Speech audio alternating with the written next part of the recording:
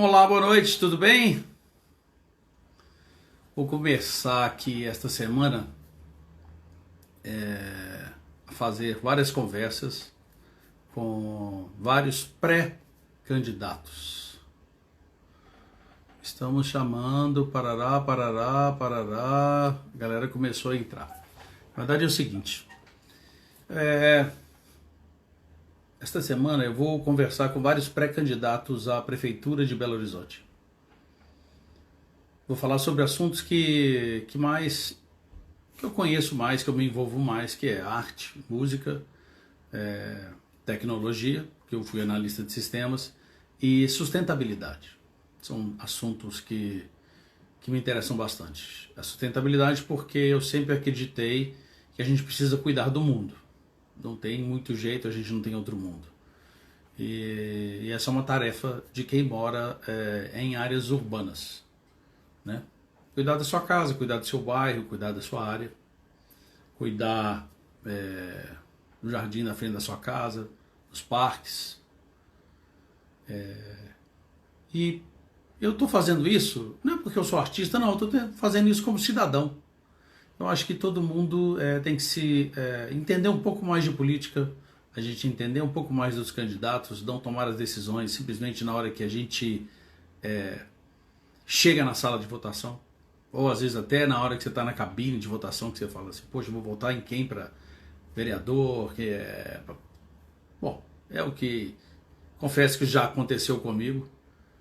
Então, hoje eu vou conversar com o João Vitor Xavier, que é candidato a prefeito de Belo Horizonte pelo Cidadania. Eu estou esperando ele entrar aqui para que a gente possa conversar com ele, certo?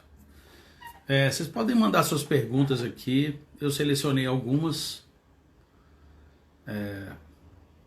que eu acho interessante sobre estes assuntos. E mais uma coisa é o seguinte, eu vou falar com candidatos da esquerda, do centro e da direita, para exatamente ter um espectro amplo do que os nossos candidatos estão pensando para Belo Horizonte, né? Bom, eu vi aqui o Bortoleto entrou. Tem aqui dúvidas, parará, parará.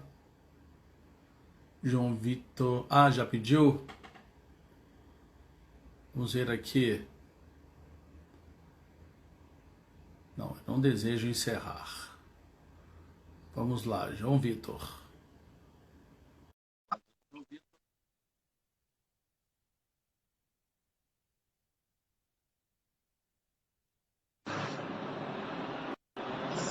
Salve, João Vitor Xavier. E aí, tudo bem, Henrique? Beleza, João? Tudo jóia? Eu tô Antes de achando que tá qualquer... dando um tilt aqui na imagem. Eu vou tentar mudar aqui, vou tentar mudar o aparelho para fazer aqui. Tá legal.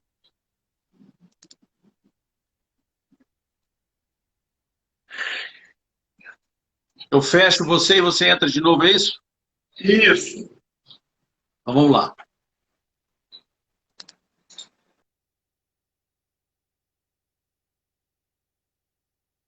Esperando o João Vitor entrar. João Vitor, estava até pesquisando sobre ele. Nasceu em Belo Horizonte, já foi vereador, está em seu segundo mandato como deputado. Eu até anotei aqui os números dos votos dele. Em 2010, 56 mil, em 2014, 81 mil votos. Para vereador em 2008, 6 mil votos, 6.504. Eu vou esperar o João Vitor entrar. Tem uma coisa que eu gostaria de falar sobre as barragens também. Eu nem quero entrar muito nesse detalhe, não, porque as barragens é uma coisa extremamente importante e ele teve um papel determinante nessa história. E Ah, tem que ir. Ó, o João, tá aqui. Eu estou esperando ele pedir o convite aqui para.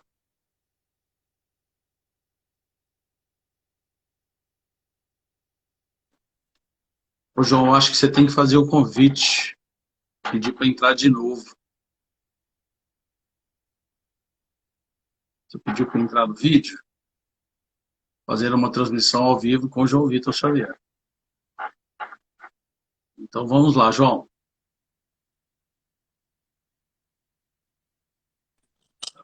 Agora deu certo. Ah, agora deu certo.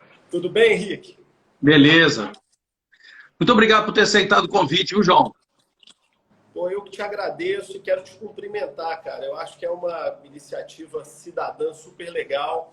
Nós temos que debater nossa cidade. Você está fazendo a coisa certa. Está ouvindo candidatos de todas as vertentes, da esquerda, da direita, do centro, homens, mulheres. Isso é muito bacana. Exatamente. Tomara que todo mundo faça isso. Eu acho que a gente vai ter uma eleição de um nível muito melhor se isso for feito por todo mundo que tem o espírito cidadão aí que você tem. Poxa, obrigado. João, eu falei um pouco aqui da sua história como vereador, como deputado, dos votos. Vou te parabenizar sobre aquela história das barragens, que você antecipou uma coisa que poderia acontecer, e isso te dou os parabéns como mineiro, né? A gente tem tantas barragens aqui no estado, tanta coisa. Aquilo realmente chamou muita atenção, foi uma coisa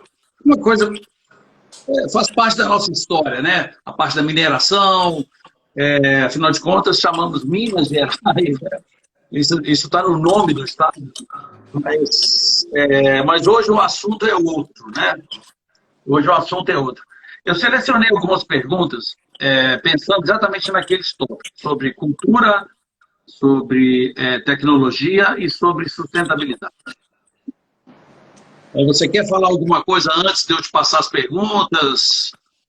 Então, só falar a respeito da questão das barragens, você tem total razão, é de fato um assunto muito sério, muito grave, e foi um assunto muito doloroso de tratar, porque eu acompanho isso há muitos anos, já vinha denunciando a negligência do que aconteceu em Mariana e sabia que, infelizmente, teríamos outra tragédia, não necessariamente com a dimensão de mortes que tivemos em Brumadinho, mas aquilo se repetiria, né? Porque quando um erro acontece, as providências não são tomadas, o erro vai se repetir. E é um enfrentamento muito difícil, sabe, Henrique? Porque as empresas de mineração, elas são muito poderosas. É preciso ter muita coragem para enfrentar essas empresas, para bater de frente com essa turma, mas coragem é uma coisa que não pode se abrir mão na vida pública. E é com essa mesma coragem que eu quero enfrentar os problemas de Belo Horizonte. Poxa, então vamos lá. Primeira pergunta que eu te faço. Por que ser prefeito? Por que sair de um cargo legislativo, que você estava indo muito bem com votações expressivas, para fazer a opção por um cargo executivo? Primeiro porque eu amo muito Belo Horizonte. Eu amo a nossa cidade, sei o tanto que Belo Horizonte precisa ser debatida nesse momento. E depois, porque eu acredito que o poder legislativo ele é importante, você contribui muito para a sociedade como legislador. Mas é como executivo que de verdade você muda a história de uma cidade, de um estado, de um país. Nós vivemos num país de um regime presidencialista e isso se repete nas outras etapas de distribuição do poder, tanto para governador quanto para prefeito. Então, as grandes decisões, elas acabam sendo tomadas por quem está no poder executivo. É o presidente da República, o governador do estado e o prefeito do município onde a gente vive. E eu entendo que é um caminho natural de quem quer contribuir com a vida pública, em algum momento, se colocar à disposição do seu município, do seu estado ou do país, para tentar colocar políticas públicas que acreditem em prática. E eu acredito que Belo Horizonte precisa muito disso. Mais do que nunca, Belo Horizonte precisa muito disso. Nossa cidade, ela foi governada de uma maneira muito equivocada nos últimos anos. É óbvio, todo prefeito tem erros e tem acertos. É claro que o prefeito de Belo Horizonte teve acertos ao longo do seu mandato, mas acho que ele cometeu um equívoco que é muito grave na vida pública, que é o da falta de diálogo. Quando você não conversa, quando você não debate, quando você não discute com as pessoas e centraliza em si todas as decisões, a sua chance de errar é muito maior. E eu acho que esse é o grande problema de Belo Horizonte. Quando eu coloquei o meu nome, já há alguns meses, antes de pandemia, antes de coronavírus, eu sempre dizia para as pessoas, e as pessoas o seguinte: olha, o Calil tem uma grande aceitação, ele tem uma perspectiva de votação muito grande, você vai ter coragem de colocar seu nome? Eu lembro muito daquela frase de Nelson Rodrigues, que toda unanimidade é burra. Então, quando há um tipo de unanimidade, aí você mais ainda tem que ter coragem de debater. E esse debate que vem se arrastando já há algum ano, ele se mostra cada vez mais necessário. Quanto mais o tempo passa, e vivendo o que nós vivemos nas chuvas de janeiro, vivendo o que nós vivemos na pandemia, eu tenho a convicção absoluta, Henrique, de que Belo Horizonte precisa do debate, que Belo Horizonte precisa de outras ideias, que Belo Horizonte precisa de cabeças que pensam diferente e que nós precisamos rediscutir nossa cidade. E isso eu acho que ficou muito claro agora na pandemia. Entendi. Tem uma coisa assim, Belo Horizonte foi chamada de cidade-jardim, a gente perdeu essa condição. Por outro lado, a gente ainda não tem a cultura eu estou falando disso por tema da sustentabilidade. A história da coleta de lixo seletiva. Hoje, se não me engano, o nosso lixo vai para Sabará, né? Tinha ali o aterro no bairro Califórnia, mas eu acho que já não é mais utilizado. O que você pensa sobre isso? Assim, porque eu fico muito preocupado. Essa história, a gente tem uma mania de achar que colocou o lixo no saco de lixo, o lixo acabou. Né? Belo Horizonte, que é a minha visão, assim, a gente podia fazer isso melhor. E a gente já está esperando isso há muito tempo. O que você pensa sobre isso? Henrique, você tocou num assunto que eu sou absolutamente apaixonado. Até por essa relação que você citou agora há pouco, da luta em relação às barragens, eu me aproximei muito dos ambientalistas de Minas Gerais e aprendi muito com eles. Então, essa será uma pauta prioritária no nosso plano de governo. Você tem razão sobre o lixo em Belo Horizonte. Na semana passada, eu fiz uma live com o Rafa. O Rafa é o Gari do Bem, é um Gari aqui de Belo Horizonte que está fazendo um trabalho de conscientizar a população sobre a questão do lixo e da importância de se enfrentar essa questão. E eu apresentei nessa live alguns números importantes. Você pega, por exemplo, uma cidade como Belo Horizonte, a gente tem menos do que 5% do lixo reciclado na nossa cidade. Eu acho que a média nacional não é muito mais que isso também, não. Acho que é 7%, eu acho. Henrique, você tem numa cidade como Belo Horizonte, quando você enxuga o bagaço mesmo, entre 5% e 7% de um percentual que, quando você age muito bem, quando a coisa toda funciona muito bem, você beira aí 10%. Então, isso é um dado estatístico, um número muito pequeno. Você tem países como a Alemanha, que já reciclam perto de 60% do lixo. Você tem países do mundo, e eu tive a oportunidade de visitar aterros sanitários na Europa, você tem países do mundo que não apenas reciclam mais de 60%, 70% do lixo produzido, transformando aquilo ali em reutilização de materiais, como papelão, como plástico, como alumínio. Você tem a produção de energia, você tem a produção de adubo, você tem a produção de gás, você tem a produção de diversos tipos de energia oriundas do lixo. E você tem uma outra coisa que é muito importante a respeito disso. Você tem hoje o processo de desfazer os aterros. Eu tenho uma relação muito próxima com aquela região ali do Glória, do Pindorama, do São Salvador, aquela região onde fica o aterro sanitário. É preciso que a nossa população saiba que países desenvolvidos, eles não apenas não fazem mais o aterro sanitário, como a gente teve em Belo Horizonte. Hoje a gente faz o turismo do lixo, que a gente leva lá para Sabará o lixo produzido em Belo Horizonte, como aterros como esse que a gente tem aqui em Belo Horizonte, na região noroeste, eles estão sendo desfeitos. Você já tem tecnologia para desfazer esse aterro e transformar aquilo ali, por exemplo, num parque a céu aberto, numa área esportiva. Então, nós não... Mas isso está no seu plano? Está no meu plano de governo, eu já vi isso funcionando no mundo e é possível trazer isso em Belo Horizonte. Não apenas aumentar o índice de recolhimento do lixo reciclável, como desfazer aterros sanitários e devolver o verde para aquela região. Quando eu comecei a militar politicamente, Henrique, naquela região, sabe qual que é o maior problema das pessoas ali? Conviver com rato, com barata. Isso é. Teto. Então, imagina o que é você morar numa doença, casa, não estou falando de doença, né? Perto de um aterro sanitário. Então, objetivo número 1 é aumentar a reciclagem do lixo em Belo Horizonte. Chegar em padrões europeus. Passar aí de 40%. Confesso que se a gente chegar em 10%, já é o dobro do que tem atualmente. Olha, a gente só nem fique pensando nesse número de 50%, 60%, não. Uma coisa mais realista, se chegasse a 15%. E a gente só chega nesses números aí próximos a 10% por um motivo, viu, Henrique? Porque a gente tem a reciclagem de papel, de alumínio, né, das latinhas, e do PET, do plástico do refrigerante. Isso é que faz a média subir em Belo Horizonte e subir no Brasil. Porque quando a gente pega aquele lixo doméstico mesmo, aquele que a gente produz na casa da gente todo dia, os números são muito inferiores, infelizmente. Ô, João, tem uma outra coisa que, aproveitando essa história de pandemia, eu sempre penso na história da adversidade traz oportunidade, né? As pessoas na pandemia, elas aprenderam muito a utilizar tecnologia, né? Usar o computador, usar seus celulares, né? Que a gente chama de smartphone e tal.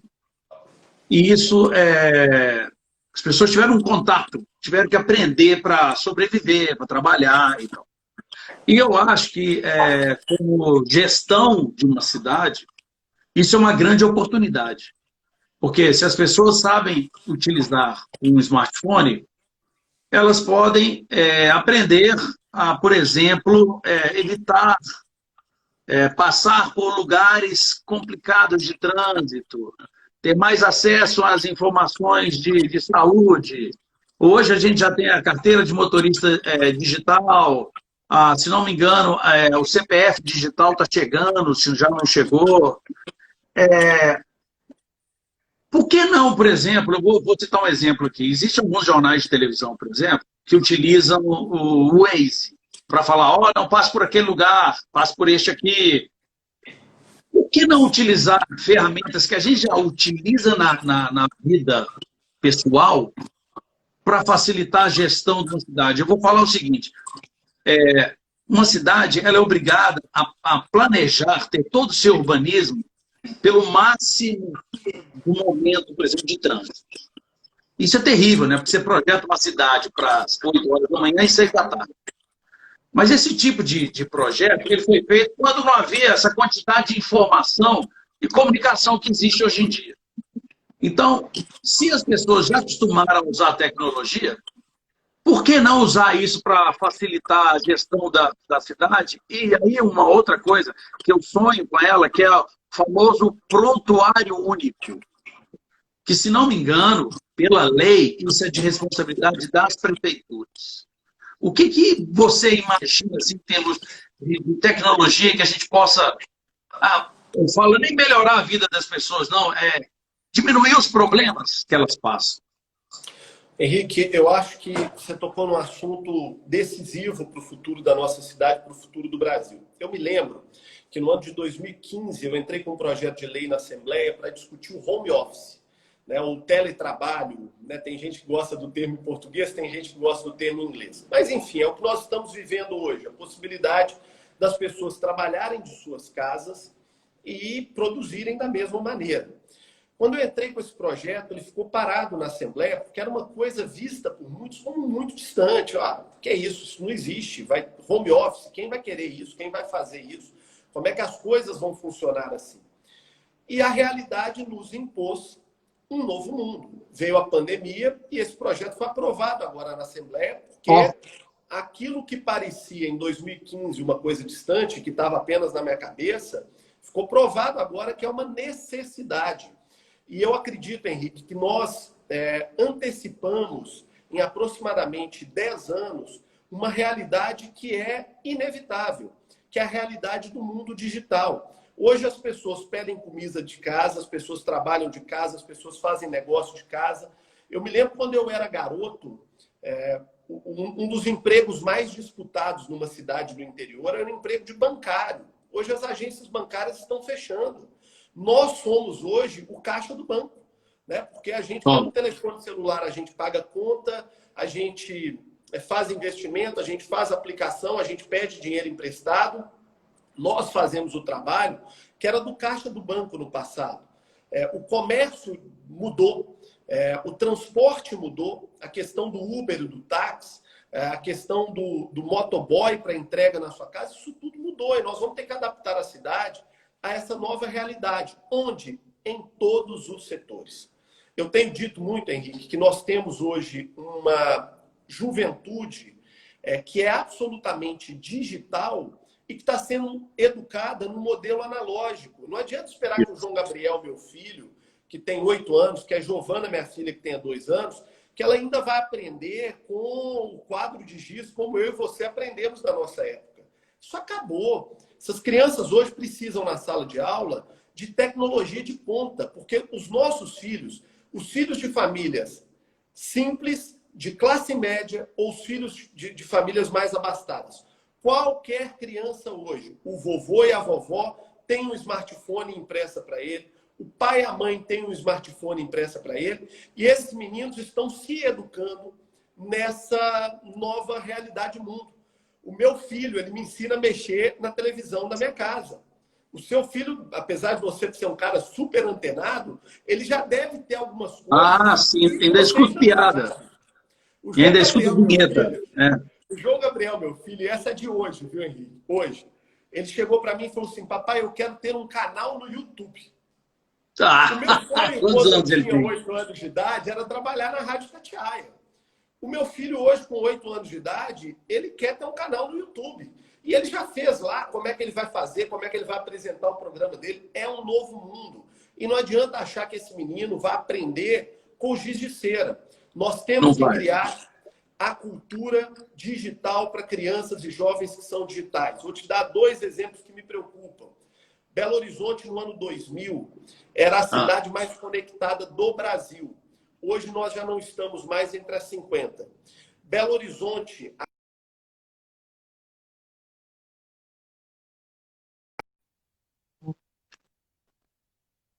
A cidade de Belo Horizonte perdeu, ao longo dos últimos 4 anos do atual governo, 31 posições no ranking de competitividade digital. Eu tive no aglomerado da Serra, Henrique, há 15 dias, visitando a Rádio Favela. Em cima da Rádio Favela, você tem uma antena... Misael. Exatamente, estive lá com o Misael. Em cima da Rádio Favela, você tem uma antena que poderia servir para distribuição de sinal digital de banda larga para todo o aglomerado da Serra. E ela não é feita pela prefeitura, ela não é utilizada. Eu estive em Madrid no ano de 2012 e em Madrid eu andava em ônibus onde você tinha internet gratuita dentro dos ônibus. Eu conheci há pouco tempo atrás... Mas você acha que isso é possível em BH? Isso é possível em BH e isso é necessário. O Juiz de Fora já faz isso. Por que Belo Horizonte não pode fazer? Eu não estou falando só de Madrid. Eu estou falando de Madrid, onde eu conheci em 2012, mas eu tive esse ano em Juiz de Fora, onde já é feito desde 2016. Se Juiz de Fora faz desde 2016, por que Belo Horizonte não pode fazer? Belo Horizonte acabou de... Aí vem a pergunta. Quero ver, que agora eu quero ver. Meu candidato, o pré-candidato, né? 2 coisas. A primeira delas é o seguinte: o prontuário único é possível? E a outra, se a gente está falando tanto de tecnologia, por que Belo Horizonte não tem uma secretaria dedicada a isso? Eu não tenho dúvida nenhuma. É claro que eu vou rediscutir todo o modelo de gestão da prefeitura. Tem secretarias que não são mais necessárias, tem outras que fazem. E essa eu não tenho dúvida. Nós precisamos de uma secretaria voltada para ciência, tecnologia e inovação em Belo Horizonte. Não há dúvida disso. O mesmo que eu falei para os nossos filhos, Henrique, vale para as gestões. Você não pode ter uma gestão analógica no mundo que é digital. O prontuário único ele é possível sim. E ele pode, inclusive, ser integrado com o governo do Estado e, se possível, é claro que é um sonho, é um objetivo, mas com o governo federal, onde o cara tenha a sua ficha de cidadão, em que ali ele saiba como é que está a nota do filho dele na escola pública, como é que está a presença do filho dele nas aulas, onde ele seja avisado diariamente se o filho dele matou aula ou não. E ele tem ali, olha, semana que vem o seu filho, ele tem prova de geografia. A matéria é essa. Cobre dele, veja se ele está estudando.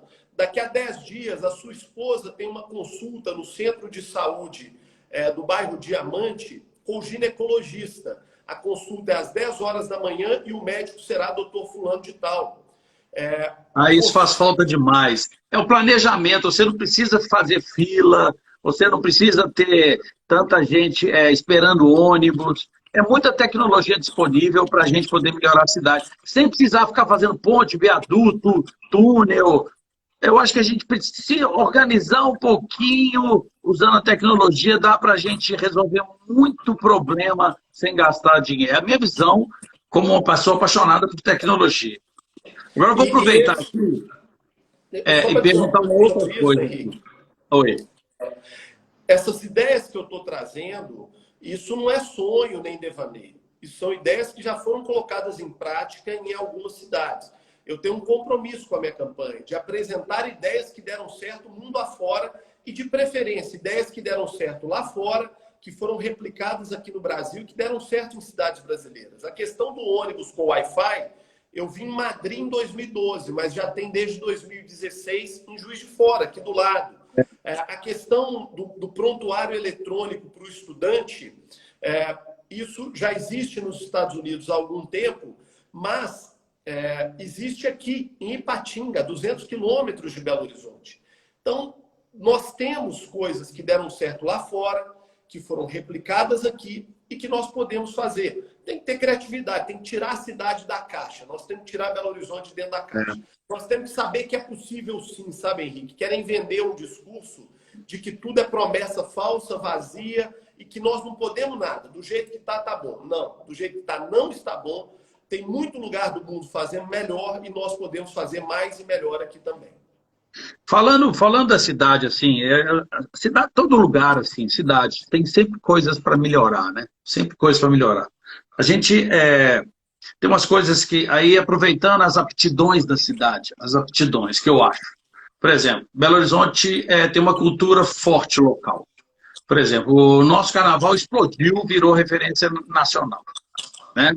A culinária dos botecos se profissionalizou, se organizou, né? Aí a gente tem os festivais, tem comida de boteco, tem fartura, temos chefes de cozinha hoje em dia que estão bombando e tal. Nós temos hoje ótimos festivais de música, festivais variados, né? Como é que você pensa em manter e melhorar essa... Porque Belo Horizonte criou uma assinatura, né?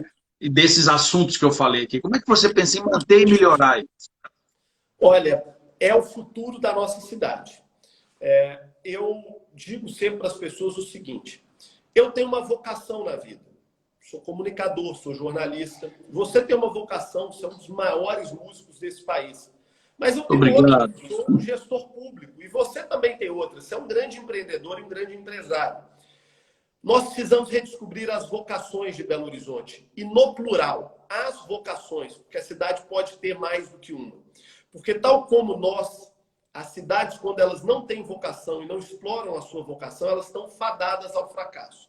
Nós precisamos explorar a nossa vocação. E nós temos algumas vocações importantes. Nós já falamos de uma vocação importante, que é a vocação de Belo Horizonte para ciência e tecnologia, que nós precisamos resgatar. E eu vou investir muito nisso, eu acredito muito nisso para Belo Horizonte. Eu quero os meninos estudando robótica, eu quero os meninos estudando programação, porque só para programador nós temos mais de 120 mil vagas de emprego abertas no Brasil.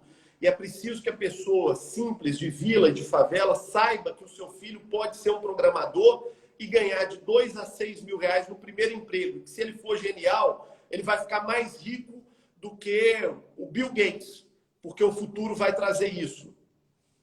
Mas nós temos uma vocação que é encantadora, que é a nossa cultura e a nossa gastronomia. Quando eu cheguei na Câmara Municipal, Henrique, em 2008, nós fomos em 3 vereadores ao prefeito Márcio Lacerda discutir a volta do carnaval em Belo Horizonte. Aquilo ali era quase uma chacota, era quase uma piada. Mas nós víamos o potencial. Por quê? Porque uma parte dos belo-horizontinos ia para a Bahia, uma parte para Cabo Frio, uma parte para o Rio de Janeiro, para o Espírito Santo. Mas nós tínhamos uma série de pessoas de Belo Horizonte, das cidades do entorno, que não tem onde passar o carnaval. O Márcio Lacerda, ele liberou no primeiro ano 200 mil reais para eventos de carnaval em Belo Horizonte. 8 anos depois, ao final do governo do Márcio, o carnaval de Belo Horizonte era um dos 4 maiores do Brasil, recebendo quase 4 milhões de turistas. E é esse o nosso destino. Nós temos aqui, no entorno de Belo Horizonte, metade da população do Brasil a pouco mais de 1 hora de avião. São Paulo, Rio de Janeiro, Espírito Santo, Bahia, Goiás, Brasília e todo o interior de Minas. Nós estamos a 1 hora de avião da nossa capital. Nós estamos privilegiados geograficamente. Nós temos aqui uma região metropolitana, Henrique, com mais de 5 milhões de pessoas sedentas por turismo, por cultura, por gastronomia. Nós temos Ribeirão das Neves, Contagem, Betim, Divinópolis, Caeté, Sabará, várias cidades. Eu espero na minha vida. Eu sou nascido em Belo Horizonte, mas me criei boa parte da minha vida em Caeté. Quando eu tinha 15, 16 anos, eu vinha para cá para assistir o Pop Rock Brasil e ver o Skank tocando. Sabe? Era a alegria da minha vida, cara. Então, quantos jovens, quantos adultos nós temos hoje na região metropolitana sedentos por cultura? E essa cultura, ela tem que ser associada às nossas virtudes. Henrique, você viajou o Brasil inteiro e o mundo inteiro. Você já entrou em algum shopping center do Brasil, de Porto Alegre a Manaus, que não tem um restaurante de comida mineira? Não, quase todos têm. Todos têm. A nossa comida é a mais famosa do mundo. Então, tem muita identidade, né? Tem muita identidade. O turismo, ele se dá com qual base? Ele se dá com a base da gastronomia, isso no mundo inteiro, tá? Gastronomia.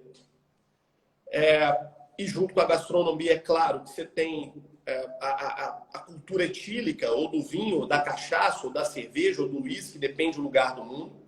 Então, nós temos a melhor gastronomia do Brasil. Nós temos as cachaças mais famosas do Brasil. Nós somos um polo cervejeiro importante e crescente do Brasil. Está pronto uma das âncoras. Uma outra âncora turística, o turismo religioso. Nós somos a terra da fé, a terra de Aleijadinho, do barroco, das igrejas mais bonitas e mais famosas do Brasil. Nós temos o barroco mineiro, que é referência para o mundo todo. Nós temos aqui do lado a Serra da Piedade, que já é o destino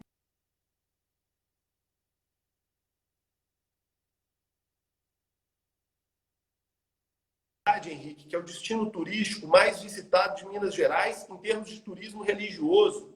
Mas você está pegando emprestado as cidades em volta e está trazendo para Belo Horizonte, né? Quando você fala... Nós somos o hub para isso. Nós somos o hub. Porque quem vem para cá para visitar a Serra da Piedade, ele chega pelo aeroporto de Belo Horizonte, ele se hospeda em Belo Horizonte, ele busca gastronomia. Turismo, ele é integrado. Você tem que integrar. E esse é o grande erro de Belo Horizonte. Desprezar o que tem... Até bom você falar isso. Olha só, uma das coisas que eu vejo muito, até sobre a próxima pergunta, que é sobre tecnologia, mas envolve isso, que é o seguinte: Belo Horizonte é uma cidade que já está toda praticamente ocupada. A gente não tem, assim, tirando esse lado, essa coisa desenvolvimentista que foi feita ali para o lado, indo para Confins, com a cidade administrativa ali, que foi uma ideia e tal, de levar um desenvolvimento para aquela área de Belo Horizonte e tal, a gente não tem muito espaço. Então, a gente tem que transformar a cidade numa cidade de prestação de serviço, para ter valor agregado maior e tal, esse tipo de coisa. Então, eu vejo hub, eu vejo startup, eu vejo aceleradora, Eu estou falando de empreendedorismo, né? Que é a linha mestre do futuro dos empregos, né?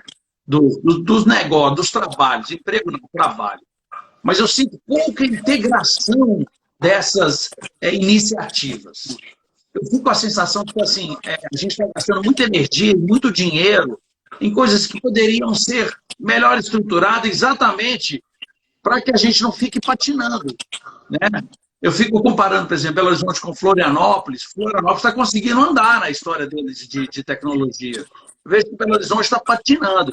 Qual que é a sua ideia exatamente para pegar... somos um hub que vira referência para a cidade, não só porque o aeroporto está aqui ou porque a igreja está do lado.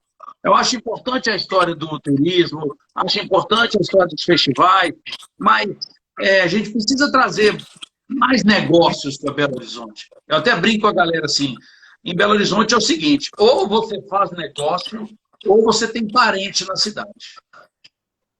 Então a gente precisa, igual você falou, melhorar a história das aptidões, essa coisa da tecnologia para você.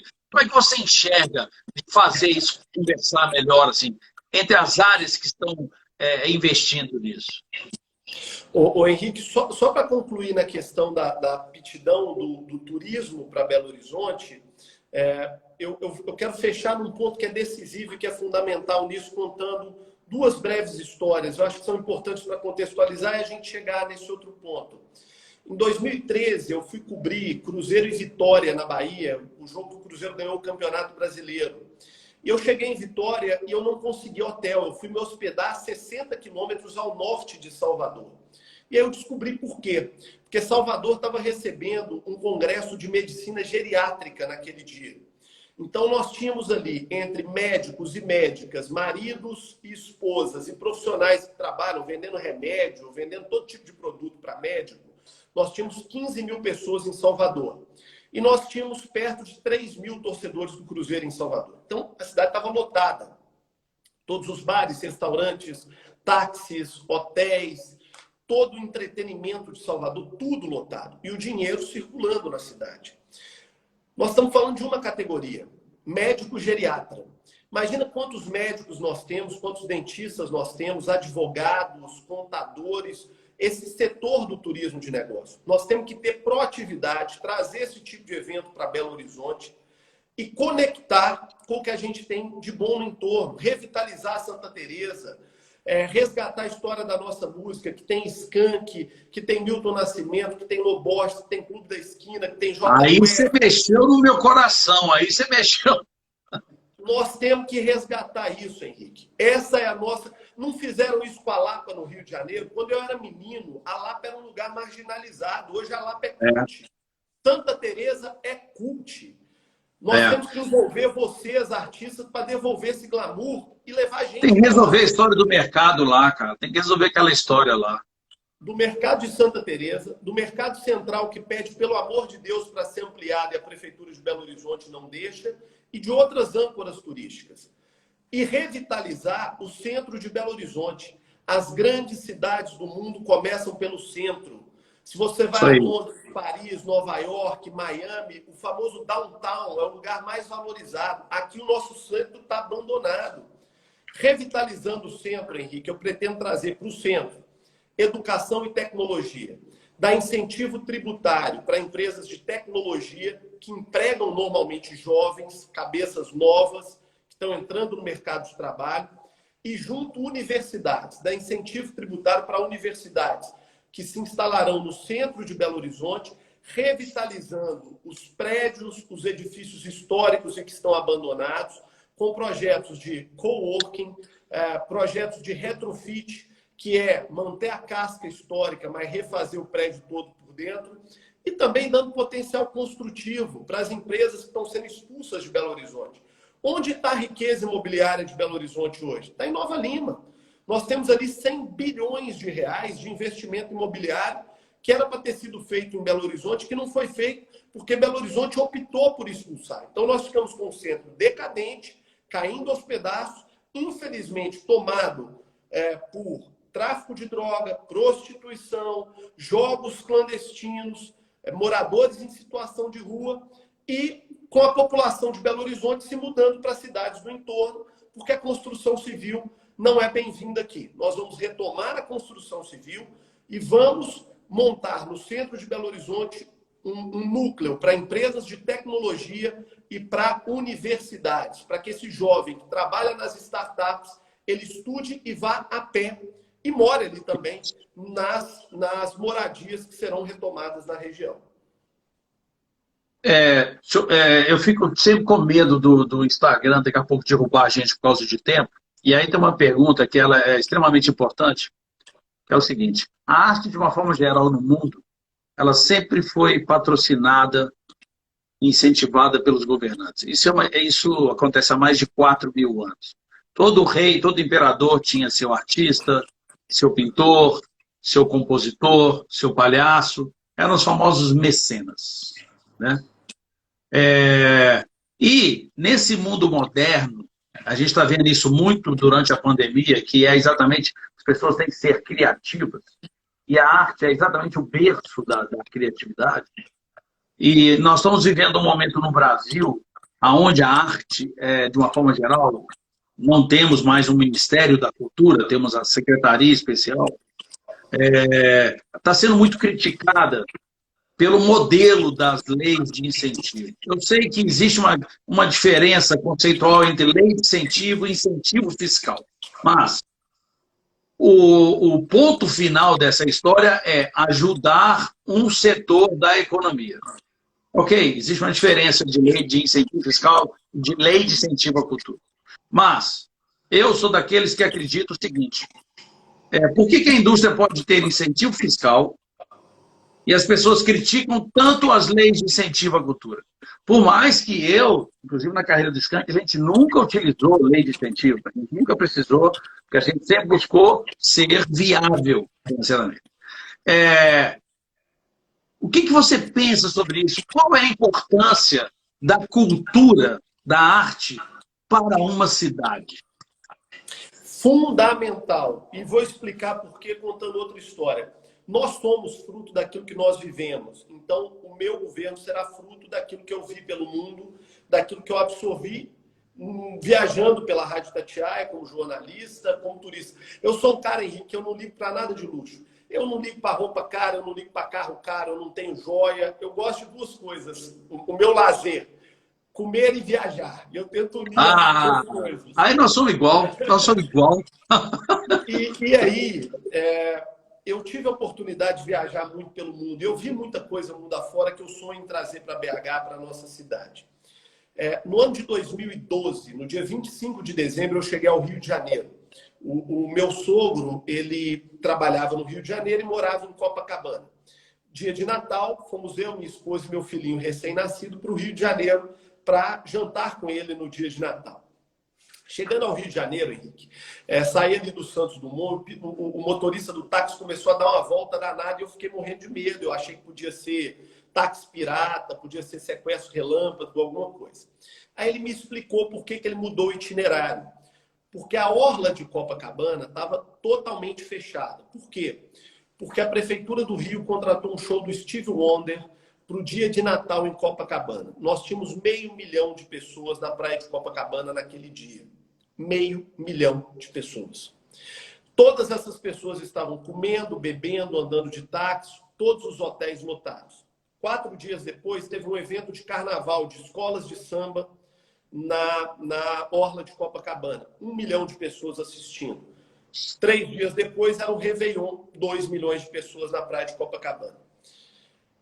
Esses eventos, eles não caíram do céu, eles foram pensados pelo poder público e incentivados. O poder público gastou dinheiro naquilo ali, mas o dinheiro veio de volta, através do emprego, através da geração de renda, através da movimentação econômica nos diversos setores envolvidos. E é isso que eu pretendo em Belo Horizonte. Eu quero que Belo Horizonte tenha um Réveillon espetacular. Eu quero que tenha um carnaval espetacular. Eu quero que a gente aproveite a cultura religiosa de Belo Horizonte para ter a melhor Semana Santa do Brasil, para que as igrejas evangélicas façam aqui a melhor marcha para Jesus do Brasil, porque isso é negócio, isso gira dinheiro. Eu quero que nós tenhamos aqui em Belo Horizonte grandes shows com o Skank tocando para a população na Praça da Estação, na Esplanada do Mineirão, na Praça do Papa, porque virão pessoas de outras cidades. A gente tem que tirar da cabeça que o turismo é o cara que vai vir de Paris, de Londres, de Nova York. O cara que vem de Ribeirão das Neves para Belo Horizonte para assistir um show do Skank na Praça do Papa, esse cara está fazendo turismo. Turismo cultural.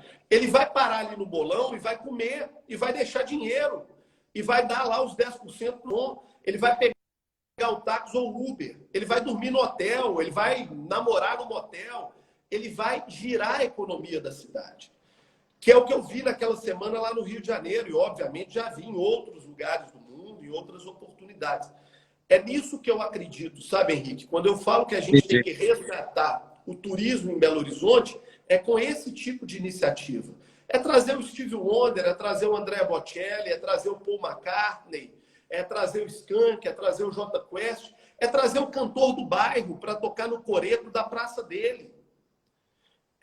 Essa é a nossa vocação: entretenimento, cultura, gastronomia, a cerveja artesanal, o jiló com fígado do Mercado Central, é o rochedo do bolão, é o filé parmegiana da Casa dos Contos. É nisso que está a nossa cultura, a nossa identidade. É a cachaça de Salinas, que é vendida aqui no Mercado Central.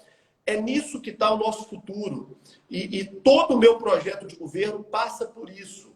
Por entender que nós somos uma cidade que não tem mineração, porque Minas Gerais vive da mineração, não temos siderurgia, não temos indústria, como Betim tem a Fiat.